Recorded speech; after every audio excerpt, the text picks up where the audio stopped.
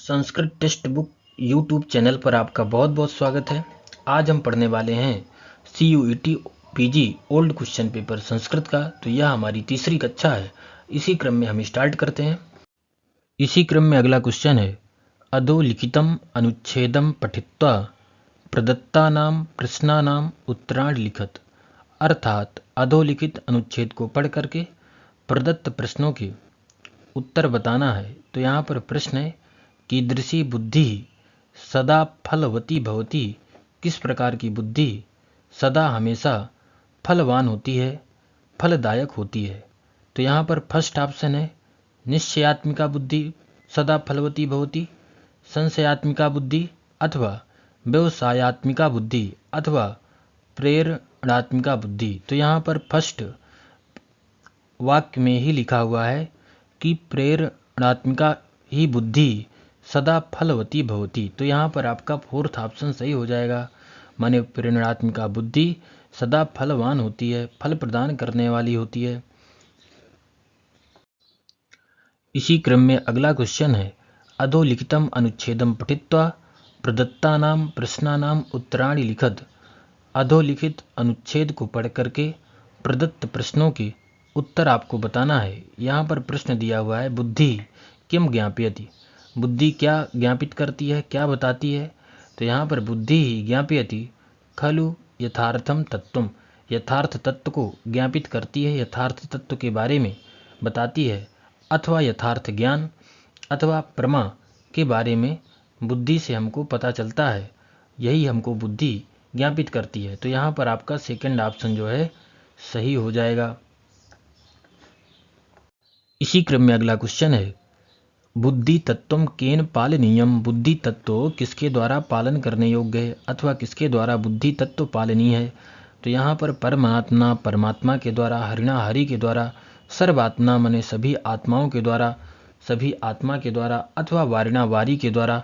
तो यहाँ पर लिखा है, अतएव अयम एव महताम उपदेशो यद बुद्धि तत्वम। यह जो महान उपदेश क्या है, बुद्धि तत्व है, सर्वात्मा सभी आत्मा के द्वारा क्या है, सभी मनुष्यों के द्वारा क्या है, पालनीय है। तो यहाँ पर आपका थर्ड ऑप्शन जो है सही हो जाएगा। इसी क्रम में अगला क्वेश्चन है, मनोविज्ञान पंडितैहि बुद्धि कतिविधा प्रतिष्ठा। अर्थात कितने प्रकार की बुद्धि बताई गई है, किसके द्वारा, मनोविज्ञान पंडितों के द्वारा यह प्रतिष्ठ की गई है। तो यहाँ पर द्वैधा, चतुर्विधा, त्रिविधा और पंचविधा। तो यहाँ पर लिखा है, साचा बुद्धि पुनः द्वेष्टा प्रतिष्ठा मनोविज्ञान पंडितैहि। अर्थात मनोविज्ञान पंडितों के द्वारा जो बुद्धि है दो प्रकार से प्रतिष्ठ की गई है अथवा बताई गई है। तो यहाँ पर आपका जो है फर्स्ट ऑप्शन सही हो जाएगा। इसी क्रम में अगला क्वेश्चन है, अनुच्छेदानुसारम वाक्यानि क्रमेण व्यवस्थापित। अनुच्छेद के अनुसार वाक्यों को क्रम से व्यवस्थापित करना है। तो यहाँ पर ई ऑप्शन दिया हुआ है, प्रेरणात्मिका बुद्धि सदा फलवती भवती। तो फर्स्ट अनुच्छेद में ही दिया हुआ है। तो यहाँ पर ई सर्वप्रथम आपको चार ऑप्शनों में देखना है, पहला ऑप्शन आपका सही हो जाएगा। फिर इसके बाद आएगा बुद्धिर्हि ज्ञापयति खलु यथार्थ तत्वम। फिर इसके बाद आपका क्या हो जाएगा, सी हो जाएगा। फिर आपका बी हो जाएगा। फिर आपका क्या हो जाएगा, डी हो जाएगा, साचा बुद्धि पुनः द्वेधा प्रतिष्ठा। तो यहाँ पर आपका फर्स्ट ऑप्शन जो है सही हो जाएगा।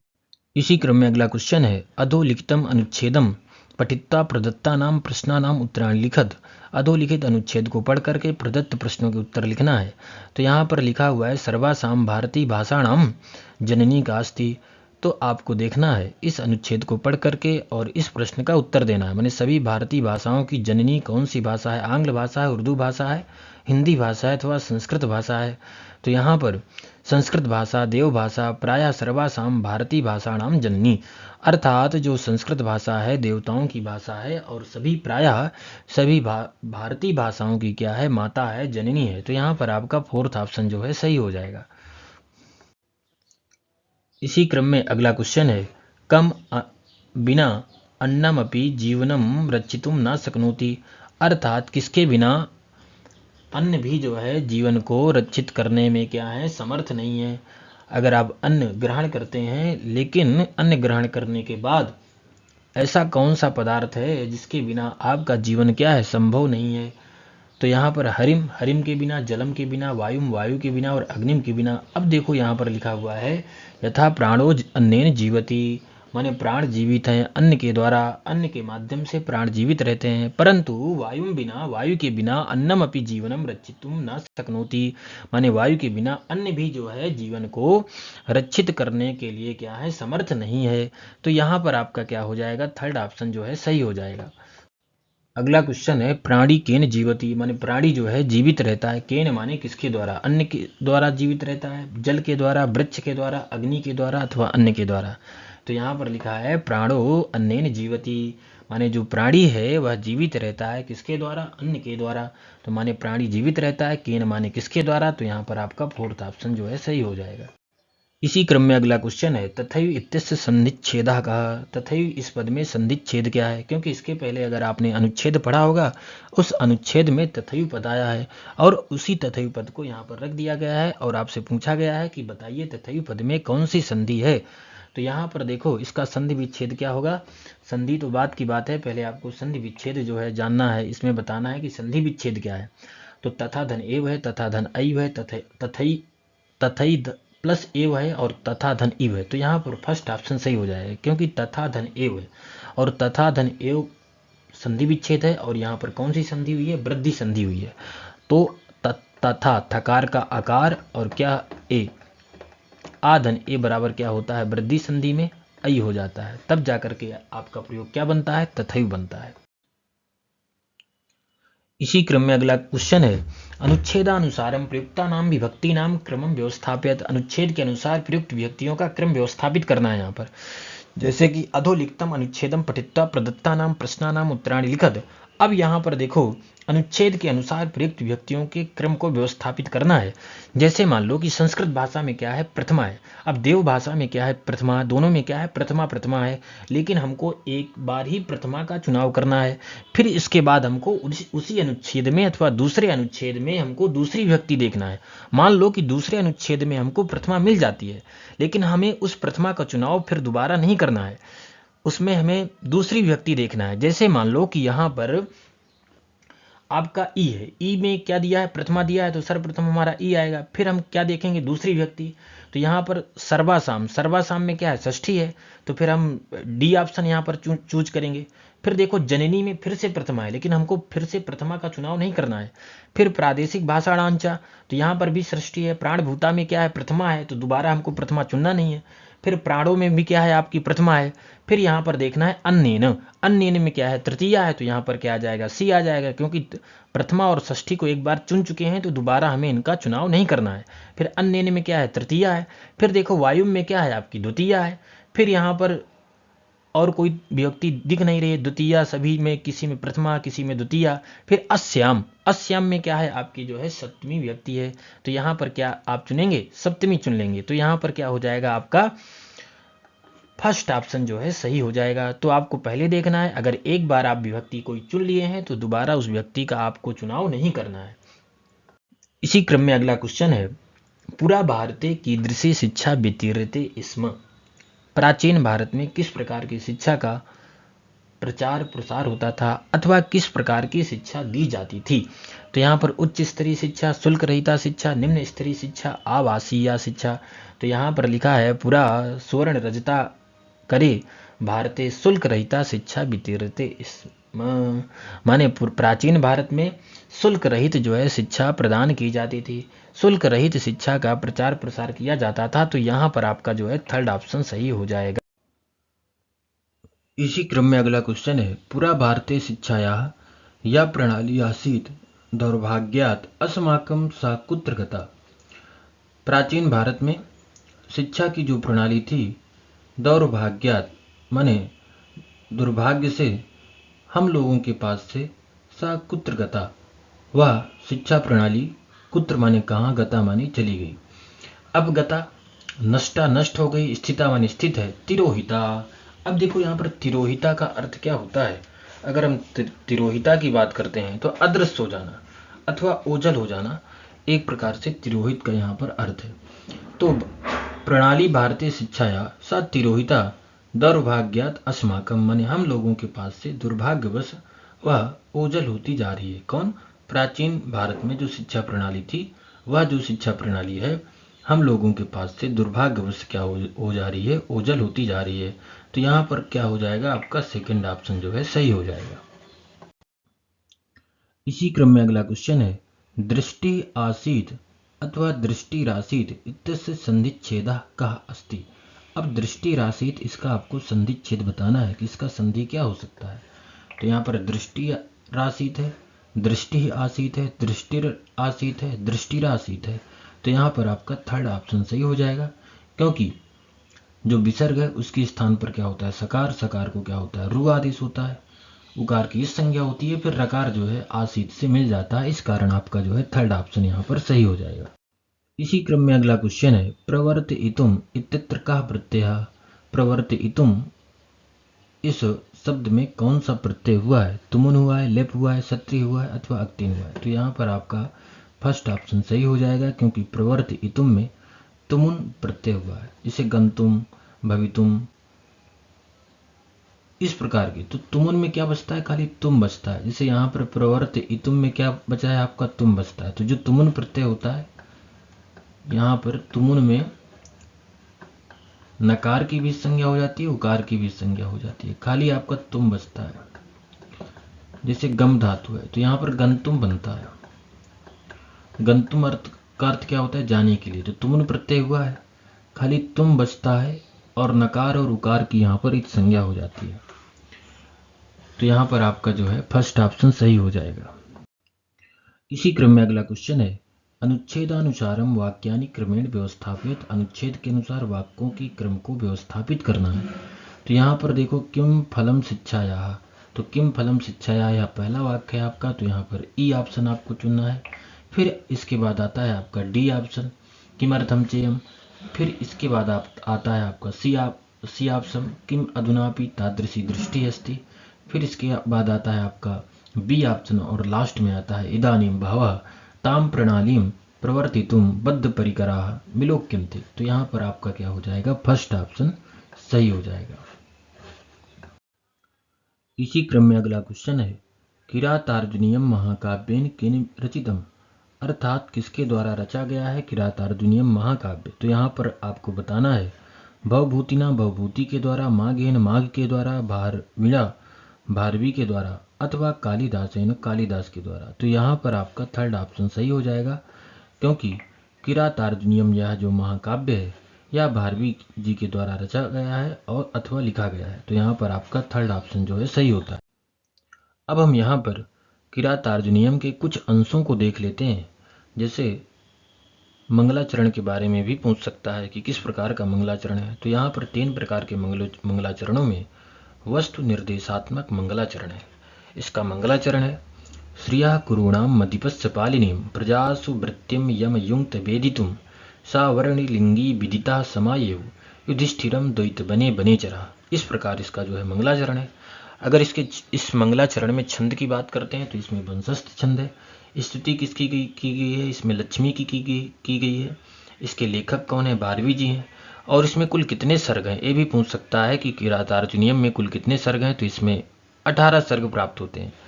अगर बात करते हैं श्लोकों की, कुल कितने श्लोक हैं इसमें, तो 1030 श्लोक हैं। इसका उपजीव्य ग्रंथ कौन सा है, तो महाभारत का वन पर्व है। इसके नायक कौन है, तो अर्जुन है। और इसका प्रतिनायक कौन है, किरात वेशधारी शिव है। अगर बात करते हैं कि नायक की प्रकृति क्या है, क्योंकि विशेष करके परीक्षाओं में नायक की प्रकृति पूछा जाता है कि नायक की कौन सी किस प्रकार की प्रकृति है। तो यहाँ पर जो नायक हैं अर्जुन है, इनकी जो प्रकृति है वह क्या है, धीरोदात्त है।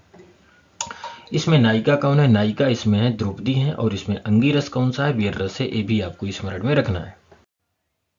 इसी क्रम में अगला क्वेश्चन है, बौद्ध दार्शनिका अपि आसीत्। बौद्ध दार्शनिक थे।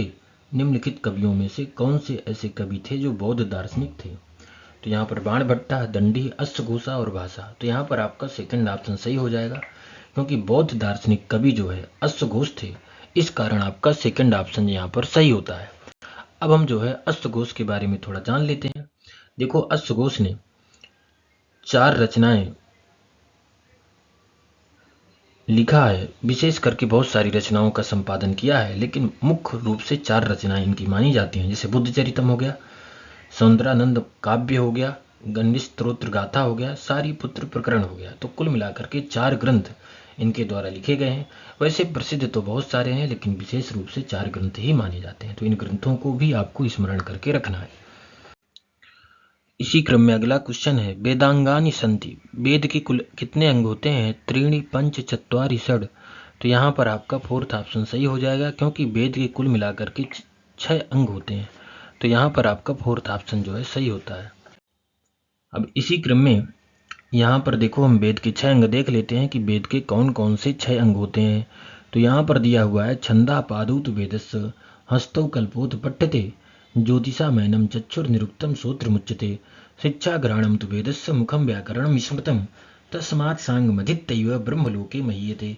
तो यहाँ पर 6 अंग हैं वेद के। एक है छंद, कल्प, ज्योतिष, निरुक्त, शिक्षा और व्याकरण। और छंद को पैर कहा गया है, कल्प को हाथ कहा गया है वेद का, ज्योतिष को आंख कहा गया है वेद का, और निरुक्त को कान कहा गया है वेद का, शिक्षा को जो है नाक कहा गया है वेद का, और व्याकरण को जो है मुख कहा गया है। तो इनके बारे में भी प्रश्न पूछा जा सकता है आपको कि छंद को क्या कहा गया है, अथवा कल्प को क्या कहा गया है, व्याकरण को क्या कहा गया है, अथवा ज्योतिष को क्या कहा गया है। तो कुल मिलाकर के वेद के 6 अंग होते हैं, और छंद को पैर कहा गया है, कल्प को हाथ कहा गया है वेद का। तो इतना भी आपको स्मरण में रखना है। इसी क्रम में अगला क्वेश्चन है, गोपद ब्राह्मण ग्रंथा केन वेदेन संबद्धा, किस वेद से संबद्ध है गोपद ब्राह्मण? अब यहाँ पर आपको बताना है, ऋग्वेद से संबद्ध है, यजुर्वेद से संबद्ध है, सामवेदेन अथवा अथर्वेदेन। तो यहाँ पर आपका फोर्थ ऑप्शन सही हो जाएगा, क्योंकि गोपद ब्राह्मण जो है, यह जो ग्रंथ है, यह अथर्वेद से संबंधित है, इस कारण आपका फोर्थ ऑप्शन यहाँ पर सही होता है।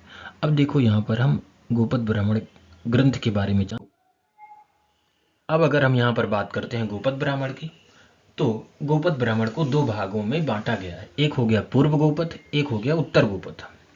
जो पूर्व गोपद है, इसमें 5 प्रपाठक हैं अथवा 5 अध्याय हैं। जो उत्तर गोपद है, इसमें 6 अध्याय अथवा 6 प्रपाठक हैं। फिर इन्हीं 5 अध्यायों को 135 कंडिकाओं में विभाजित किया गया है। और इसी प्रकार जो उत्तर गोपद है, जिसमें 6 अध्याय हैं, इन 6 अध्यायों को 123 कंडिकाओं में विभाजित किया गया है। तो कुल मिलाकर के गोपद ब्राह्मण में 258 कंडिकाएं हमको प्राप्त होती हैं।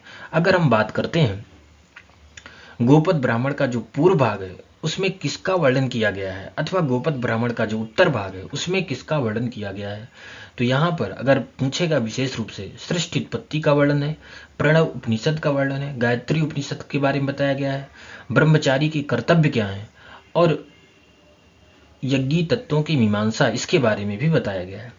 अब यहाँ पर ऋतुजों के कर्तव्यों का विवेचन भी जो है गोपद ब्राह्मण में किया गया है। तो विशेष करके जो यहाँ पर चीजें दी गई हैं, उनको आपको ध्यान में रखना है। अब देखो, अगर हम उत्तर गोपद की बात करते हैं, जैसे ब्रह्मा का आसन क्या है, इसके बारे में बताया गया है, काम्य इष्टियों के बारे में बताया गया है, और दर्श पूर्णमास याग का विस्तृत विवेचन भी जो है गोपद ब्राह्मण के उत्तर भाग में किया गया है। तो इन जो विशेष करके जो चीजें दी हुई हैं, जो विशेष वस्तुओं का प्रतिपादन इन ब्राह्मणों में किया गया है, उनको आपको देख लेना है। इसी क्रम में अगला क्वेश्चन है, महाभारते कति पर्वाणि सन्ति, महाभारत में कुल कितने पर्व हैं? पंच, चतुर्विंशति, षोडश और अष्टादश। तो यहाँ पर महाभारत में अष्टादश पर्व प्राप्त होते हैं, इस कारण आपका फोर्थ ऑप्शन सही हो जाएगा। अब देखो, हम यहाँ पर देखते हैं कि महाभारत में कौन कौन से अष्टादश पर्व हैं।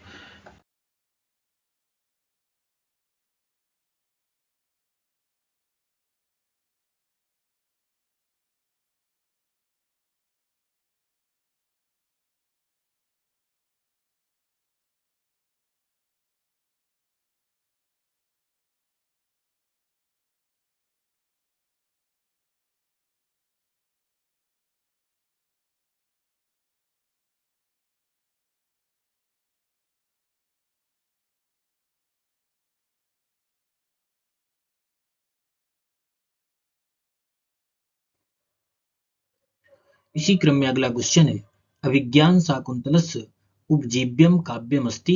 अभिज्ञान शाकुंतल का उपजीव्य काव्य है। आपको बताना है रामायण है, पुराणम है, महाभारतम है, वेदांगान है। तो यहाँ पर 4 ऑप्शन दिए हुए हैं। अब देखो, यहाँ पर जो अभिज्ञान शाकुंतल में जिसकी कथा है, इसकी कथा को किस ग्रंथ से लिया गया है? अभिज्ञान शाकुंतल की जो कथा है, इस ग्रंथ में वर्णित जो कथा है, इस कथा को किस ग्रंथ से लिया गया है? तो रामायण से लिया गया है, पुराण से लिया गया है, महाभारत से लिया गया है, अथवा वेदों के वेदांगान माने वेदों के अंग से लिया गया है। तो यहाँ पर आपका क्या हो जाएगा, सेकंड ऑप्शन सही हो जाएगा, क्योंकि अभिज्ञान शाकुंतल की जो कथा है उस कथा को महाभारत से लिया गया है और महाभारत के आदि पर्व से लिया गया है। तो यहाँ पर आपका जो है सेकंड ऑप्शन सही हो जाएगा। अब देखो यहाँ पर हम देखते हैं कि इसके लेखक कौन है, कालिदास है। इसमें विधा कौन है, नाटक है।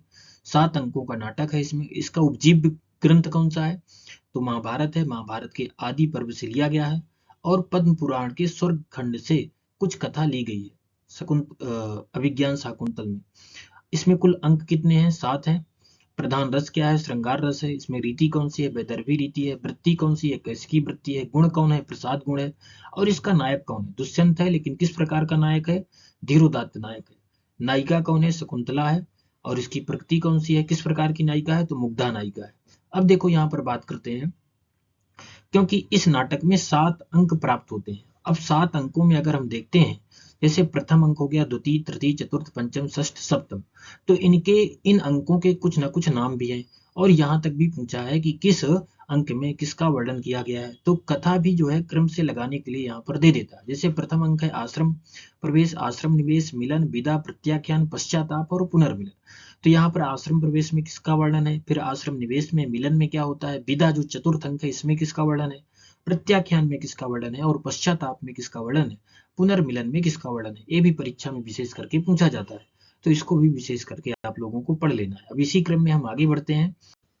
इसी क्रम में अगला क्वेश्चन है, वैराग्य शतकस्य रचयिता अस्ति। वैराग्य शतक के रचयिता कौन है, भास है, भर्तृहरि है, कालिदास है, और बाणभट्ट है। तो यहाँ पर आपका जो है थर्ड ऑप्शन सही हो जाएगा, क्योंकि वैराग्य शतकम, नीति शतकम, श्रृंगार शतकम और वैराग्य शतकम, इन 3 ग्रंथों के रचयिता भर्तृहरि है। इस कारण आपका थर्ड ऑप्शन यहाँ पर सही होता है। इसी क्रम में अगला क्वेश्चन है, दाक्षी इत्यत्र कः प्रत्यय। दाक्षी इस शब्द में कौन सा प्रत्यय है, इक प्रत्यय है, इन प्रत्यय है, ई प्रत्यय है अथवा इड प्रत्यय है। एक सूत्र है लघु सिद्धांत कौमुदी में, अत ई। इस सूत्र के माध्यम से क्या होता है, ई प्रत्यय हो जाता है, माने दक्षस सपत्यम इति दाक्षी।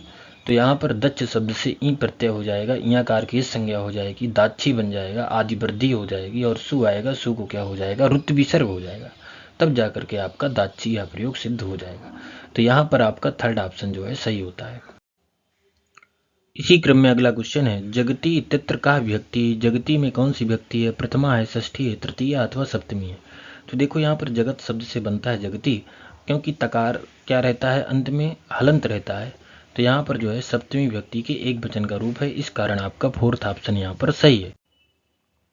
अब हम यहाँ पर जगत शब्द के रूप देखते हैं, तो यहाँ पर सप्तमी के एक वचन में जाते हैं तो यहाँ पर जगती ये रूप बनता है। लेकिन अगर हम प्रथमा के द्विवचन या द्वितीया के 2 वचन में जाते हैं तो यहाँ पर जगती और जगती इस प्रकार का प्रयोग बनता है।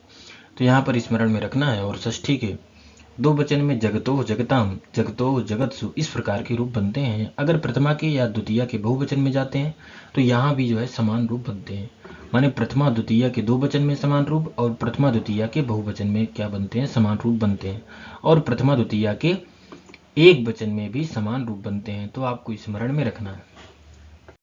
इसी क्रम में अगला क्वेश्चन है, रामेण इति रूपम विद्यते।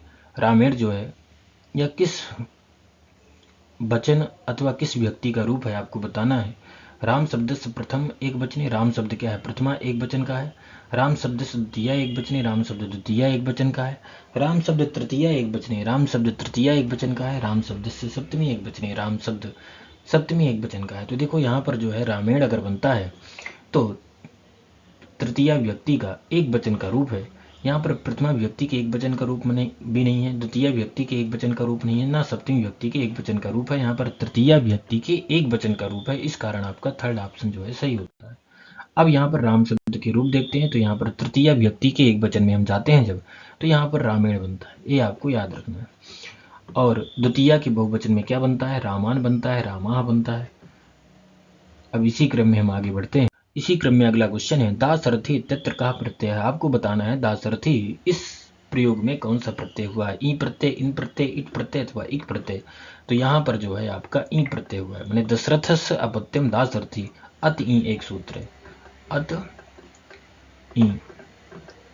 इस सूत्र के माध्यम से क्या होता है, ई प्रत्यय हो जाता है, माने अदंत प्रातिपदिक से करता है, तो यहाँ पर दशरथ शब्द रहता है, दशरथ शब्द रहता है, अदंत प्रातिपदिक रहता है, और उससे इस सूत्र के माध्यम से ई प्रत्यय हो जाता है, वृद्धि हो जाती है, क्योंकि ई आकार की संज्ञा हुई है, सु आता है, सु को रुत विसर्ग हो जाता है, तब जाकर के आपका दाशरथी इस प्रकार का प्रयोग बनता है। तो यहाँ पर आपका फर्स्ट ऑप्शन जो है सही हो जाएगा। इसी क्रम में अगला क्वेश्चन है, वीणा पाणी इत्यत्र समासो वर्तते। वीणा पाणी, इस समस्त पद में कौन सा समास है आपको बताना है। बहुव्रीहि, द्वंद्व, कर्मधारय, तत्पुरुषा। अब देखो यहाँ पर समास हो जाएगा बहुव्रीहि समास, क्योंकि बहुव्रीहि समास में क्या होता है, अन्य पदार्थ की प्रधानता होती है। माने बीड़ा है हाथ में जिसके, तो ऐसा कौन हो गया, तो बीड़ा किसके हाथ में है, माँ सरस्वती के हाथ में है। तो यहाँ पर क्या है, अन्न पदार्थ की प्रधानता है, और जहां पर अन्न पदार्थ की प्रधानता होती है वहां पर क्या होता है, बहुव्रीहि समास होता है। इस कारण आपका जो है फर्स्ट ऑप्शन यहाँ पर सही हो जाएगा। इसी क्रम में अगला क्वेश्चन है, पचेति रूपम विद्यते। लोट लकार उत्तम पुरुषे, लुट लकार प्रथम पुरुषे, लंग लकार प्रथम पुरुषे, लट लकार उत्तम पुरुषे। अब देखो यहाँ पर अगर हम पचे की बात करते हैं तो पच धातु से बना है और आत्मनेपद का रूप है। तो यहाँ पर आपसे पूछा है कि किस पुरुष का है, क्योंकि मध्यम पुरुष का है, प्रथम पुरुष का है, उत्तम पुरुष का है, और किस लकार का है। अब यहाँ पर जो है वचन नहीं दिया है, तो आपको वचन से कोई तात्पर्य है नहीं, मात्र इतना बताना है, क्योंकि 3 पुरुष होते हैं, प्रथम मध्यम उत्तम पुरुष। तो जो यहाँ पचे बना हुआ है या किस लकार का है और किस पुरुष का है, तो यहाँ पर लट लकार उत्तम पुरुष का रूप है पचे, तो यहाँ पर आपका फोर्थ ऑप्शन जो है सही हो जाएगा। अब देखो कैसे, क्योंकि कर्तव्य लट लकार आत्मनेपदम, आत्मनेपद में इसके रूप चलते हैं, क्योंकि उभयपदी धातु है, माने परस्मी पद में भी और आत्मनेपद में भी, दोनों में इसके रूप चलते हैं। तो परस्मय पद में अगर देखेंगे तो अलग रूप, भिन्न रूप बनते हैं, लेकिन अगर आप आत्मनेय पद में इसके रूप चलाएंगे तो इसके भिन्न रूप बनते हैं। जैसे यहाँ पर जो है पचते, पचेते, पचनते, पचसे, पचेते, पचद्वे, पचे, पचावहे, पचावे। तो यहाँ पर आपका क्या हो जाएगा, यह आपका प्रथम पुरुष है, यहाँ पर जो है आपका मध्यम पुरुष हो जाएगा, और यह आपका क्या हो जाएगा, उत्तम पुरुष हो जाएगा। मतलब प्रथम पुरुष में पचते बनता है, प्रथम पुरुष का एक वचन का रूप है पहला वाला, इधर क्या है आपका दो वचन का रूप है द्विवचन, इधर क्या है आपका बहुवचन का रूप है। माने प्रथम पुरुष के एक वचन, द्विवचन, बहुवचन। इसी प्रकार मध्यम पुरुष का एक वचन का रूप है, द्विवचन का रूप है, और यह क्या है आपका बहुवचन का रूप है। इसी प्रकार मध्य उत्तम पुरुष की बात करते हैं तो उत्तम पुरुष के एक वचन का रूप है, पचे और पचावहे उत्तम पुरुष के दो वचन का रूप है, और पचामहे उत्तम पुरुष के बहुवचन का रूप है। तो यहाँ पर आपका जो है उत्तम पुरुष के एक वचन का रूप है, और किस लकार का है, लट लकार का है, क्योंकि 10 लकार होते हैं, और 10 लकारों में से जो प्रथम लकार है लट लकार, उसके उत्तम पुरुष के एक वचन का रूप है यहाँ पर क्या, पचे। तो या इस कारण आपका वहां पर पचे रूप जो है सही होता है। इसी क्रम में अगला क्वेश्चन है, सरिता इति रूपम वर्तते।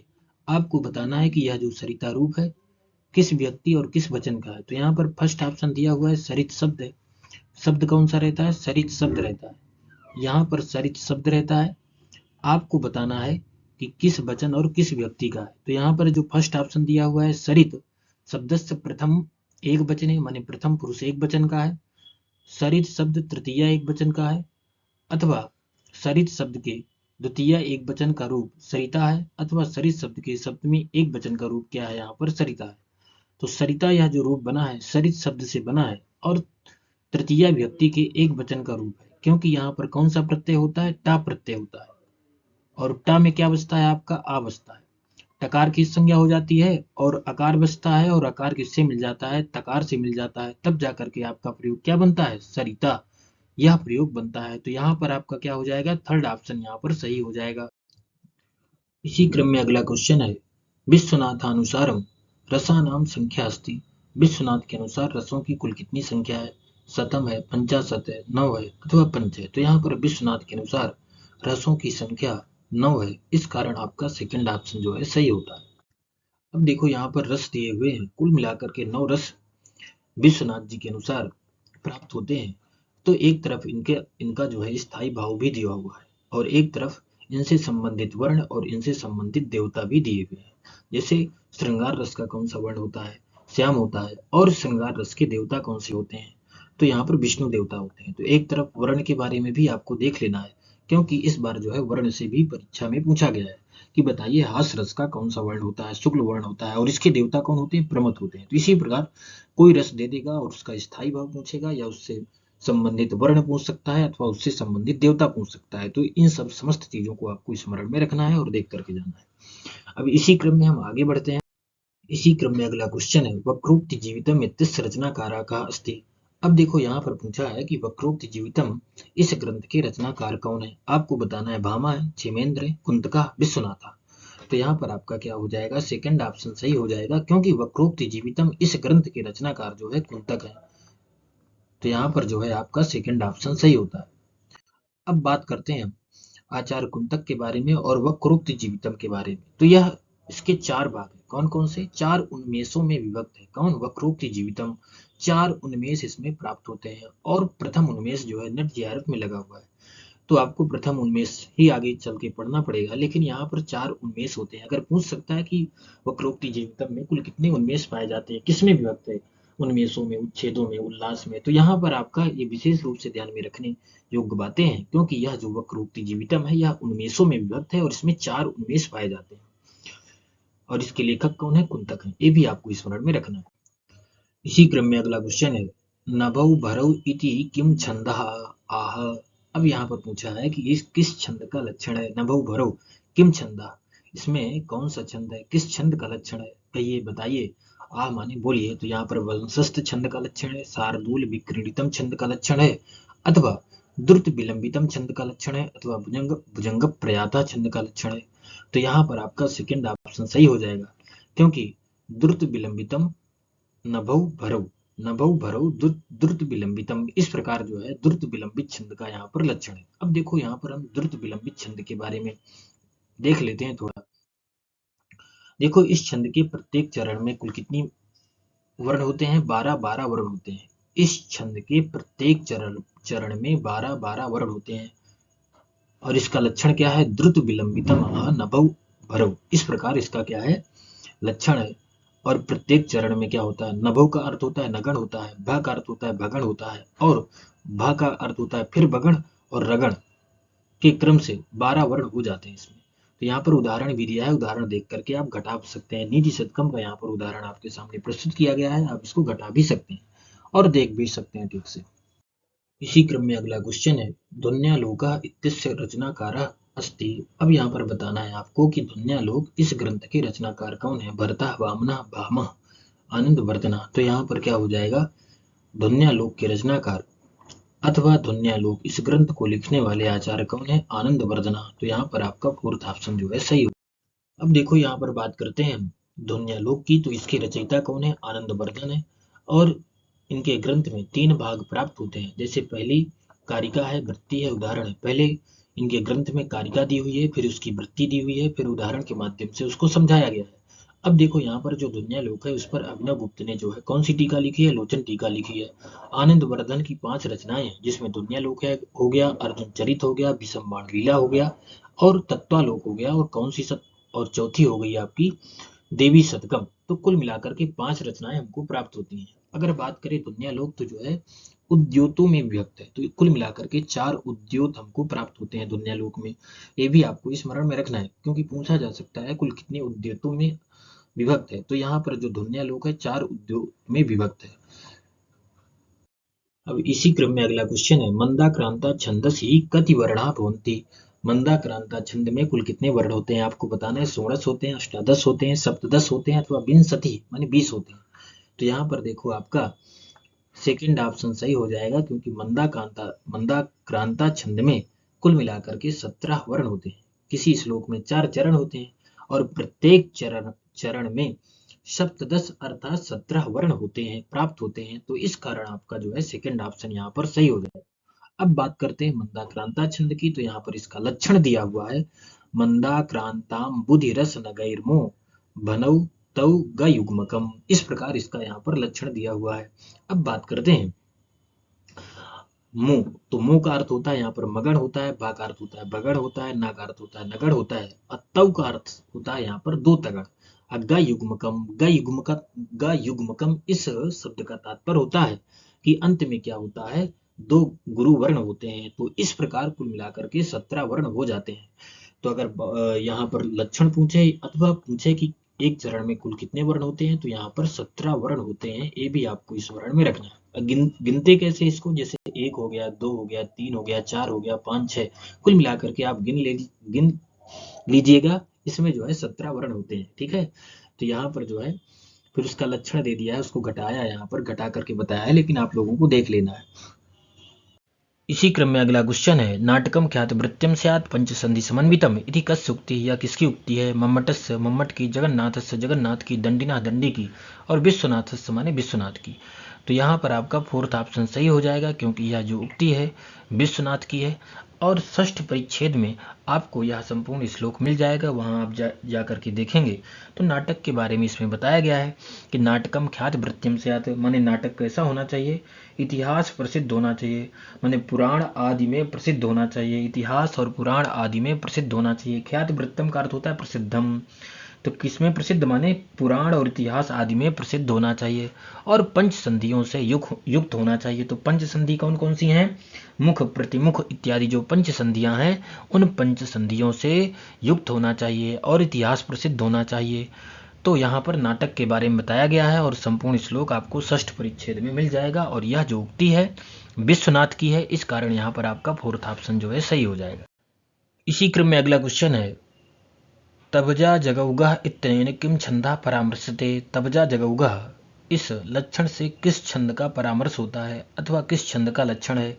यहाँ पर आपको बताना है मंदाक्रांता छंद का, वंशस्थ छंद का, मालिनी छंद का, अथवा वसंत तिलका छंद का। तो यहाँ पर आपका फोर्थ ऑप्शन सही हो जाएगा, क्योंकि उक्ता वसंत तिलका तवजा जगौगः, इस प्रकार जो है वसंत तिलका छंद का लक्षण है। तो यहाँ पर इस कारण फोर्थ ऑप्शन आपका सही होता है। अब देखो यहाँ पर वसंत तिलका छंद की बात करते हैं, तो यह 14 वर्णों का छंद होता है, और यहाँ पर जो उक्ता वसंत तिलका तवजा जगौगः, तो यहाँ पर तभजा, ता से तभजा से में जो ता है इससे तगण पकड़ना है, फिर भगण है, फिर आपका जगण है, जगौगा जगौ। तो यहाँ पर दो जगण हैं, और लास्ट में क्या होते हैं? दो गुरु होते हैं। इस कारण जो है इसके प्रत्येक चरण में 14 वर्ण पाए जाते हैं। जैसे एक हो 1 2 3 4 5 6 7 8 9 10 11 12 13 14, तो इसके प्रत्येक चरण में 14 वर्ण पाए जाते हैं, अर्थात यह 14 वर्णों का छंद है। और कुल मिलाकर के इसमें एक तगण होता है, भगण होता है, और दो जगण होते हैं, और लास्ट में क्या होते हैं? दो गुरु होते हैं। और इसका लक्षण क्या है? उक्ता वसंत तिलका तवजा जगौगा। इतना आपको स्मरण में रखना है। कभी कभी श्लोक भी दे सकता है घटाने के लिए कि घटा करके बताइए इसमें कौन सा छंद है, तो ऐसे भी आ सकता है। तो इसको आपको घटाना भी आना चाहिए कि किस प्रकार घटाते हैं और कैसे देखते हैं कि किस श्लोक में कौन सा छंद होता है, तो ये भी स्मरण आपको आना चाहिए।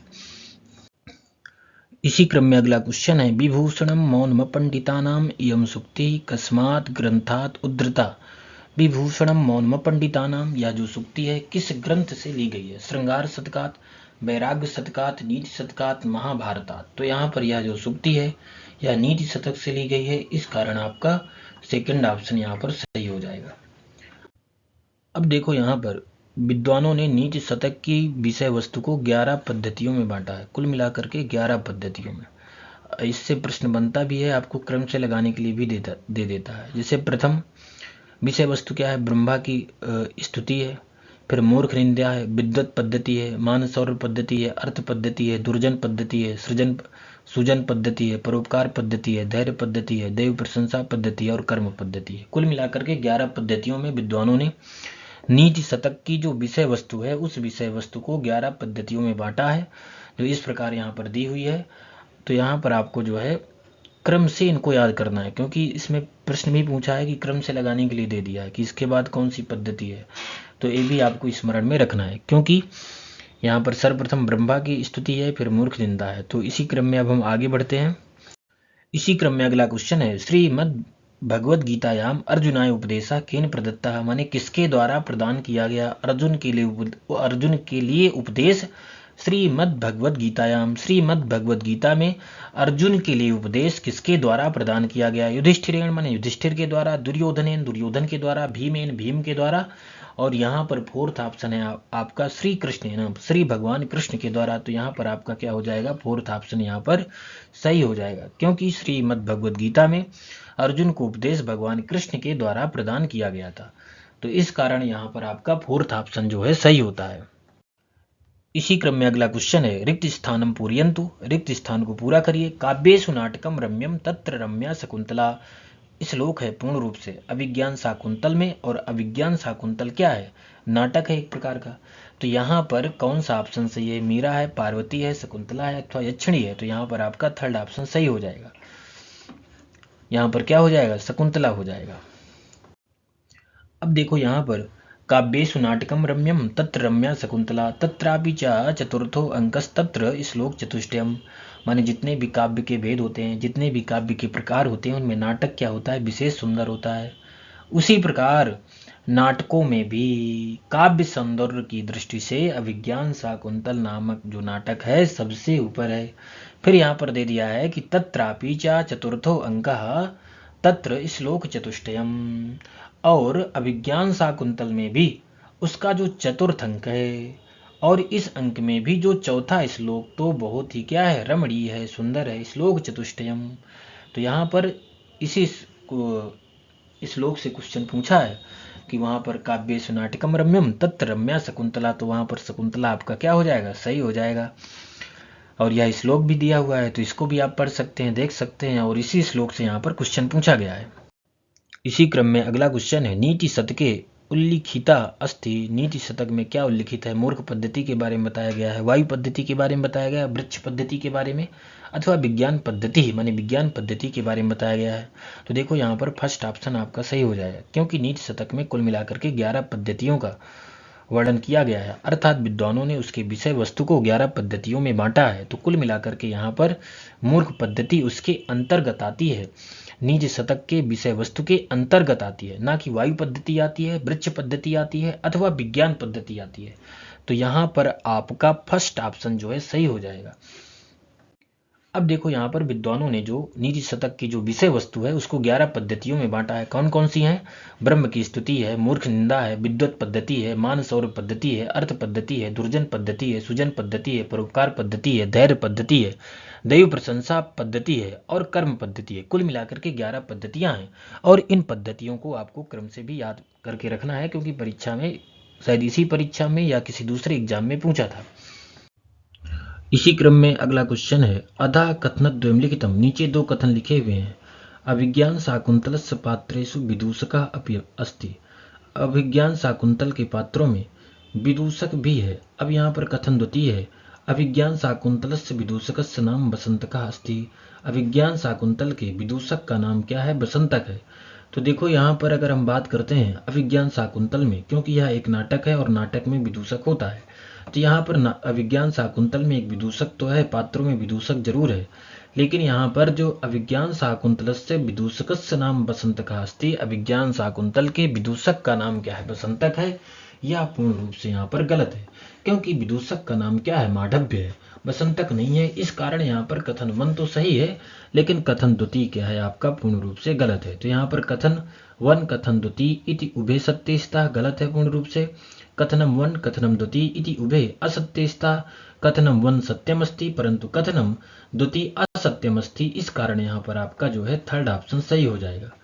अब बात करते हैं पात्र परिचय की। अभिज्ञान शाकुंतल से संबंधित जो पात्र है उनके बारे में जानते हैं।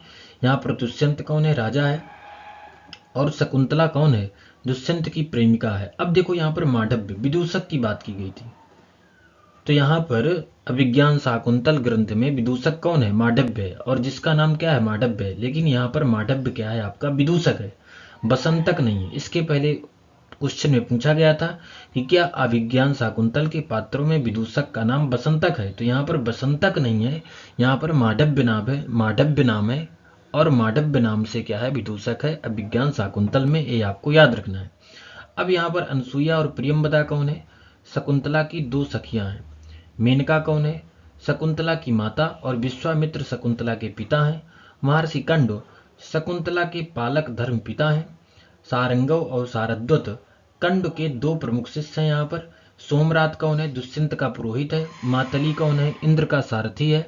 अब यहाँ पर अगर विशेष पात्रों की बात करें तो रेवतक राजा का भृत्य है अथवा द्वारपाल है। सूत क्या है, दुष्यंत का सारथी है, और भद्रसेन क्या है, दुष्यंत का सेनापति है। यहाँ पर पिसुन क्या है, दुष्यंत का जो है मंत्री है। गालो क्या है, ऋषि मारीच का शिष्य है। वातायन क्या है, रनिवास की देखभाल करने वाला एक वृद्ध जो है ब्राह्मण कंचुकी है। नटी क्या है, सूत्रधार की पत्नी है। अदिति क्या है? मारीच की पत्नी है। सानुमति इसमें क्या है? मेनका की सखी एक अप्सरा है। चतुरिका यवनी जो है राजा की सेविका है। गौतमी क्या है? कंड के आश्रम की अध्यक्षा है, एक वृद्धा तापसी है। और बेत्रवती क्या है? राजा की द्वारपालिका है। तापसी क्या है? मारीच के आश्रम की एक क्या है? तपस्विनी है। तो देखो यहाँ पर जो अभिज्ञान शाकुंतल में जो पात्र दिए हुए हैं, क्योंकि पात्रों से संबंधित क्वेश्चन इसके पहले 2022 में भी बहुत सारे पात्र पूछे गए थे इससे, तो पात्रों को जरूर पढ़ लेना है। अभिज्ञान शाकुंतल ग्रंथ से संबंधित जो पात्र दिए हुए हैं। इसी क्रम में अगला क्वेश्चन है, बृहत्त्रय्याम सम्मिलितम नास्ति, अर्थात बृहत्त्रयी ग्रंथ में कौन सा ग्रंथ सम्मिलित नहीं है, आपको बताना है। किरातार्जुनीयम नहीं है, शिशुपाल बधम नहीं है, रघुवंश महाकाव्यम नहीं है, अथवा नैषधि चरितम नहीं है। तो यहाँ पर आपका जो है थर्ड ऑप्शन सही हो जाएगा, क्योंकि बृहत्त्रयी ग्रंथ में रघुवंश महाकाव्यम सम्मिलित नहीं है। बृहत्त्रयी में किरातार्जुनीयम, शिशुपाल बधम और नैषधि चरितम, यह 3 ग्रंथ आते हैं। इस कारण आपका थर्ड ऑप्शन यहाँ पर सही हो जाएगा। अब देखो यहाँ पर अगर हम बृहत्त्रयी की बात करते हैं, तो बृहत्त्रयी ग्रंथों में आपका किरातार्जुनीयम आता है जो कि भारवी की रचना है। शिशुपाल बधम आता है जो कि मांग की रचना है। और नैषधि चरितम जो कि श्रीहर्ष की रचना है। तो बृहत्त्रयी ग्रंथों में 3 ग्रंथ आते हैं, किरातार्जुनीयम, शिशुपाल बधम, नैषधि चरितम। यहाँ पर रघुवंश नहीं आता है। रघुवंश जो है लघुत्रयी ग्रंथ के अंतर्गत आता है। तो लघुत्रयी ग्रंथों की बात करते हैं तो इसमें रघुवंश आता है, कुमार संभव आता है और मेघदूत आता है। यह तीनों रचनाएं कवि कालिदास जी के द्वारा लिखी गई हैं। अगर हम बात करते हैं गद्य बृहत्त्रयी में, तो इसमें वासोदत्त आता है जो कि सुबंध की रचना है, और कादंबरी है जिसको बाणभट्ट ने लिखा है, और 10 कुमार चरितम जिसको दंडी ने लिखा है। अगर हम बात करते हैं उपजीव्य ग्रंथ त्रयी की, तो इसमें रामायण ग्रंथ आता है, महाभारत आता है और भागवत पुराण आता है। और रामायण के रचनाकार कौन है? वाल्मीकि हैं। महाभारत को किसने लिखा है? वेदव्यास ने लिखा है। भागवत पुराण को किसने लिखा है? वेदव्यास, माने वेदव्यास ने लिखा है। अब बात करते हैं उपजीव्य ग्रंथ त्रयी की, जैसे किरातार्जुनीयम है। तो यहाँ पर महाभारत के कुछ अंशों को लेकर के किरातार्जुनीयम नामक महाकाव्य की रचना भारवी जी के द्वारा की गई है। अर्थात उपजीव्य ग्रंथ त्रयी रामायण, महाभारत और भागवत पुराण। अगर छोटे छोटे ग्रंथ भी विशेष करके लिखे जाते हैं किसी लेखक के द्वारा, तो उसका जो कथानक होता है वो किसी ग्रंथ से लिया जाता है। तो जिस ग्रंथ से लिया जाता है उसको हम क्या कहते हैं? उपजीव्य ग्रंथ कहते हैं। तो यहाँ पर उपजीव्य ग्रंथ त्रयी के अंतर्गत आपके महाभारत, रामायण और भागवत पुराण आते हैं। अब इसी क्रम में हम अगला क्वेश्चन देखते हैं।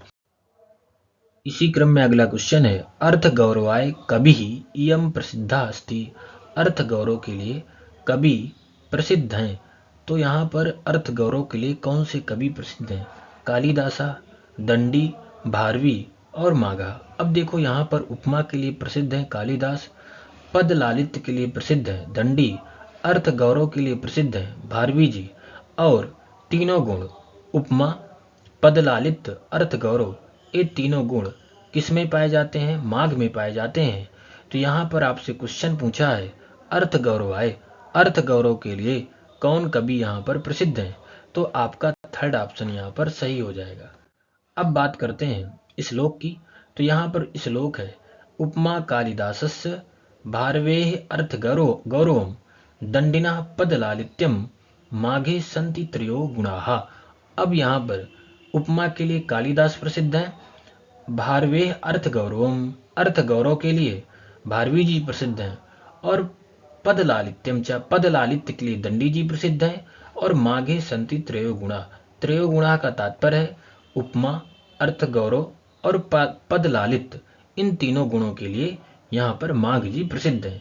तो इसी क्रम में अब अगला क्वेश्चन है, इसी क्रम में अगला क्वेश्चन है, अधः कथनद्वयं प्रदत्तम एकम अभिकथनम अस्ति द्वितीयम च तस्य कारणम अस्ति। यहाँ पर एक अभिकथन दिया हुआ है और द्वितीय उस अभिकथन का कारण दिया हुआ है। तो यहाँ पर आपको बताना है कि क्या अभिकथन सही है और उस अभिकथन का कारण के माध्यम से सही व्याख्या हो रही है उस अभिकथन की कि नहीं। तो यहाँ पर अभिकथन का में दिया हुआ है, दिगंबरा इत्यत्र बहुब्रीहि समासो विद्यते। दिगंबरा इस समस्त पद में बहुब्रीहि समास है। फिर यहाँ पर कारणम ख, कारण ख में दिया हुआ है कि अन्न पदार्थस्य प्राधान्यात्, अन्न पदार्थ की क्या होती है, बहुव्रीहि समास में प्रधानता होती है। तो यहाँ पर पूर्ण रूप से दोनों वाक्य क्या है, सही है, क्योंकि दिगंबर में बहुव्रीहि समास है और बहुव्रीहि समास में क्या होता है कि अन्न पदार्थ की प्रधानता होती है। तो यहाँ पर जो अभिकथन दिया हुआ है, इस अभिकथन की पूर्ण रूप से व्याख्या कौन कर रहा है, कारण कर रहा है, माने कारण उसको ठीक ठीक ढंग से उसको बता रहा है, उसकी व्याख्या कर रहा है। तो यहाँ पर का खा इति उभे सत्यस्ता, दोनों सत्य हैं। अपिचा खा का इत्यस्य समुचिता व्याख्या अस्ति, माने का की जो है खा के माध्यम से समुचित व्याख्या है। तो यहाँ पर आपका क्या हो जाएगा, फर्स्ट ऑप्शन सही हो जाएगा। इसी क्रम में अगला क्वेश्चन है, अधा कथनद्वयं प्रदत्तम, एकम अभिकथनमस्ति द्वितीयम च तस्य कारणमस्ति। एक यहाँ पर अभिकथन दिया हुआ है और द्वितीय उसका कारण है। अब यहाँ पर आपको बताना है कि अभिकथनम का, अब देखो अभिकथन दिया हुआ है और उस अभिकथन की कारण के माध्यम से व्याख्या हो रही है कि नहीं हो रही है, क्योंकि उसी अभिकथन का जो द्वितीय कारण दिया हुआ है वह कारण उस अभिकथन की व्याख्या कर रहा है कि नहीं कर रहा है। तो यहाँ पर गोपाला ग्रामम अजाम नयति इत्यत्र ग्रामम इत्यस्य कर्म संज्ञा भीता, बिल्कुल कर्म संज्ञा यहाँ पर हो गई है और कर्म संज्ञा का फल क्या होता है, कर्मणि द्वितीया, इस सूत्र के माध्यम से द्वितीया व्यक्ति हो जाना।